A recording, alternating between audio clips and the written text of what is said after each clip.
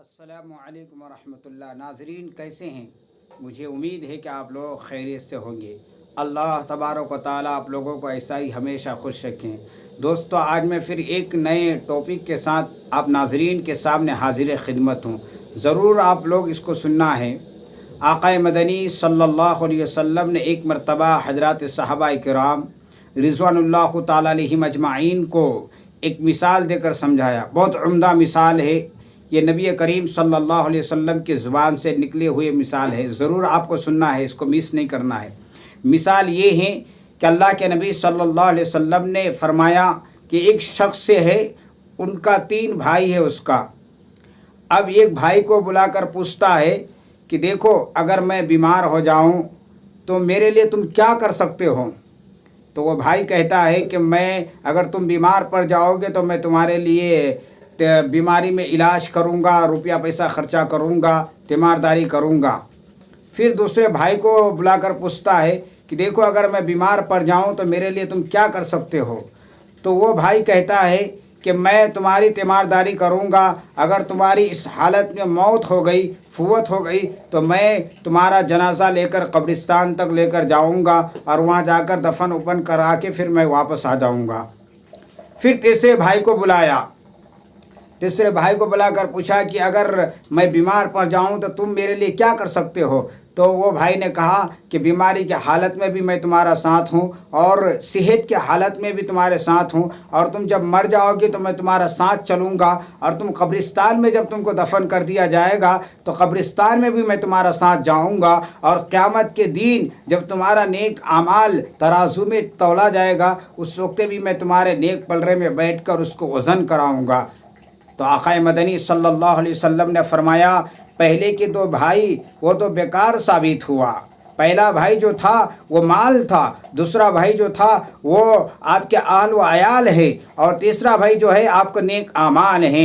आक़ाए मदनी सल्लल्लाहु अलैहि वसल्लम ने फरमाया कि 2 भाई तो पहले के बेकार साबित हुआ, और ये जो तीसरा भाई है ये आपके आमाल हैं। अगर आमाल अब अच्छे करेंगे इस दुनिया में रहते हुए, इस ज़िंदगी में, तो ये आमाल आपको ज़िंदगी में भी काम आएगी, ये आमाल आपको मरने के बाद भी काम आएगी, यह आमाल आपके कब्र में भी काम आएगी।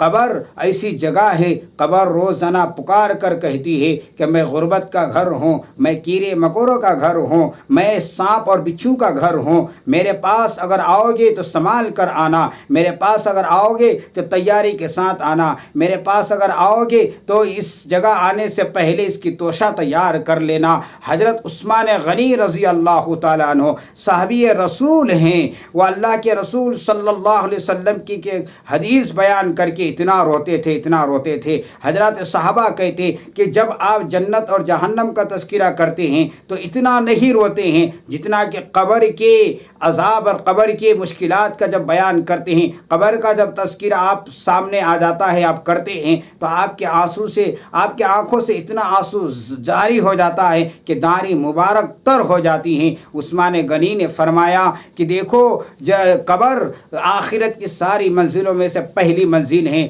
जिस शख्स की निजात अगर कब्र में हो गई तो आखिरत के सारे मंजिल, सामने के सारे मंजिल उसके लिए आसान और सहल हो जाएगा।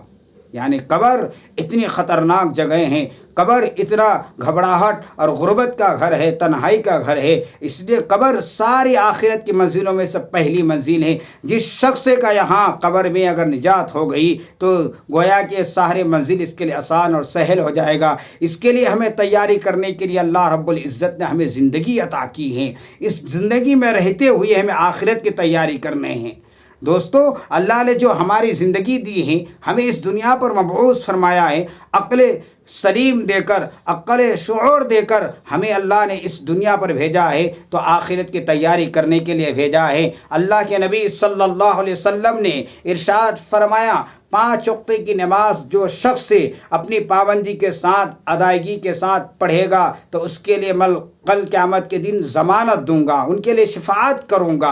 और अल्लामा शेरानी रहमतुल्लाह अलैह फरमाते हैं कि जो 5 वक्त की नमाज नहीं पढ़ते हैं, फजर की नमाज कज़ा करते हैं तो मलाइका उनको फजर की नमाज कज़ा करने की वजह से फाजिर करके पुकारते हैं, और ज़ोहर की नमाज कज़ा करने से खसारे वाले करके पुकारते हैं, और असर की नमाज छोड़ने वालों को आसी करके पुकारते हैं, मगरिब की नमाज छोड़ने वालों को काफिर कह के पुकारते हैं, और ईशा की नमाज छोड़ने वालों को मुज़ी यानी अल्लाह के हक ज़ाय करने वाले कह के पुकारते हैं। ये मलाइका पुकारते हैं। दोस्तों, हमारी कामयाबी का रास्ता है तो दीन में है। मेरे भाइयों, हमारी कामयाबी का जो रास्ता है नमाज में है। नमाज आपके सारे आमाल में से सबसे पहला नमाज है। सारे आमालों का जड़ है जो नमाज है। कल क़यामत के दिन अल्लाह तबारक व तआला सबसे पहले जो सवाल करेगा वो नमाज के बारे में सवाल करेगा, आपकी जवानी के बारे में सवाल करेगा, आपकी ज़िंदगी के बारे में सवाल करेगा, आपके इल्म के बारे में सवाल करेगा, आपकी जानकारी के बारे में सवाल करेगा। क्या आपको जो जवानी दी गई थी वो जवानी कहाँ आप ख़त्म किए? जो माल आपको दिए गए थे माल आप कहाँ खर्चे किए? जो आपको ज़िंदगी मिली थी वो ज़िंदगी में आप क्या कुछ किए? इन सारी चीज़ों के बारे में आपको सवाल किया जाएगा। दोस्तों, अल्लाह ने जो हमें ज़िंदगी अता की है, अल्लाह अपनी इबादत के लिए अता की है। कब्र का मसला बड़ा ख़तरनाक मसला है। आज हमें मौत को याद नहीं कर रहे हैं। कब्र रोज़ आना हमें पुकार कर कहती है, क्या ए चलने वाले लोग, मेरे पुश्ते पे चलने वाले, मेरे पुश्ते में शौर और गुरूर से ज़िंदगी को गुजारने वाले, मैं गुर्बत का घर हूँ, मैं कीड़े और मकोरों का घर हूँ, मैं सांप और बिच्छू का घर हूँ। मेरे पास जब आओगे तो इसकी तैयारी के साथ आना। उस्मान गनी रज़ी अल्लाह तआला अन्हु आक़ा मदनी सल्लल्लाहु अलैहि वसल्लम की एक हदीस बयान करते हुए इतना रोते थे। ये साहबी रसूल हैं, ये दमाद रसूल हैं। उस्मान गनी वो शख्स हैं, फिर भी उस्मान गनी इतना रोते थे कब्र की घबराहट से। तो बताओ आज हमारे लिए कितने आमाल की ज़रूरत है।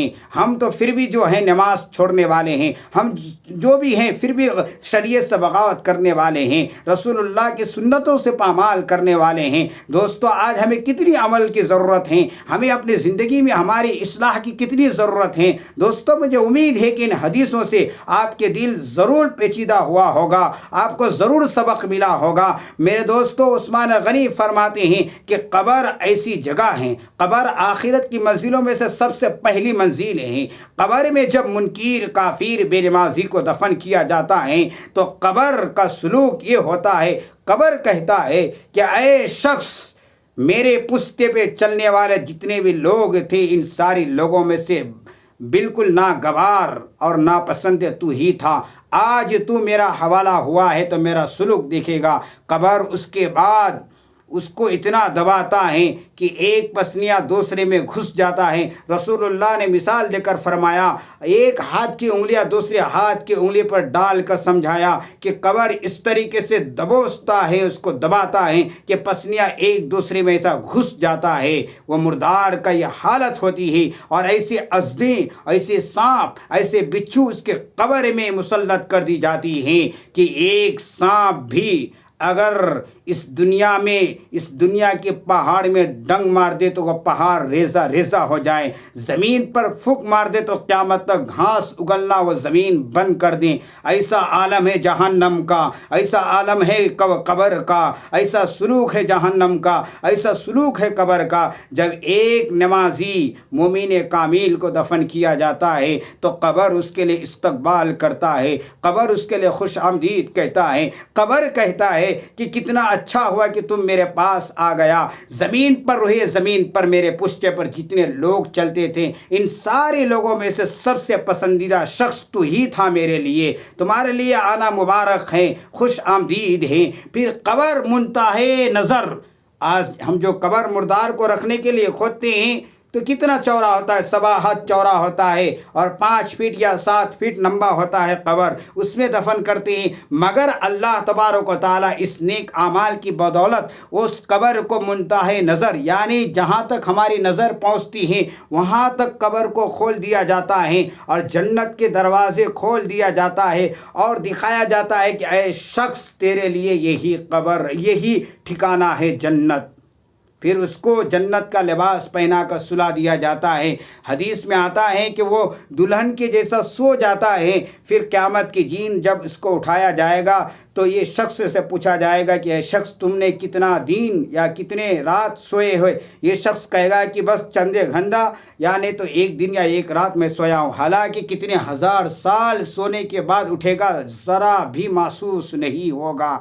और यही कब्र जब मुनकिर नकीर, और जब ये मुनकिरीन के लिए इतना बदसलूक करता है कि कब्र भेजता है और इसके अजाब में मुब्तला कर देता है, और उसको जहन्नम की दरवाज़ा खोल कर दिखाया जाता है कि ऐ शख्स तेरे लिए यही ठिकाना है। इसलिए हमें कामयाब होने के लिए आखिरत की तैयारी करनी है। आखिरत की तैयारी किस तरीके से हम करेंगे? सुन्नतों पर अमल करेंगे, नमाज की पाबंदी करेंगे, फरमा बरदारी करेंगे, तक़वा को आखिरत के लिए हम तैयार करेंगे। हज़रत अली रज़ी अल्लाह तआला अन्हु, हज़रत कमील रज़ी अल्लाह तआला अन्हु के साथ कहीं जा रहे थे एक मुक़ब्बिरा यानी कब्रिस्तान से। तो हज़रत अली ने कहा कि ऐ कब्रिस्तान वाले तुम्हारा क्या हाल है? हज़रत अली कहने लगे कि ऐ कमील, अगर ये लोगों को बोलने की इजाज़त होती तो ये लोग ये कहते कि हमारे हालात क्या पूछते हो, हमारे मरने के बाद हमारे बच्चे यतीम हो गए, हमारी बीवी बेवा हो गई और हमारे माल तकसीम हो गए, और आखिरत की जो बेहतरीन तोशा है वह तक़वा है, वह परहेज़गारी है। इस तरीके से कहते। दोस्तों, आखिरत की तैयारी करने के लिए ही तक़वा और परहेज़गारी हमारे लिए ज़रूरी हैं, और अल्लाह की फरमा बरदारी करना ज़रूरी है। मुझे उम्मीद है कि इन बातों से आप मुत्तफ़िक़ होंगे, आपको पसंद आई होगी इन बातों को। ये बात अगर आपको पसंद आई है तो दोस्तों तक भी आप शेयर कीजिए। अस्सलामु अलैकुम वरहमतुल्लाह। हेलो दोस्तों, हमारे दीनी मालूमात 24 चैनल को सब्सक्राइब करें, लाइक करें और कमेंट में बताएं कि आपको वीडियो कैसी लगी।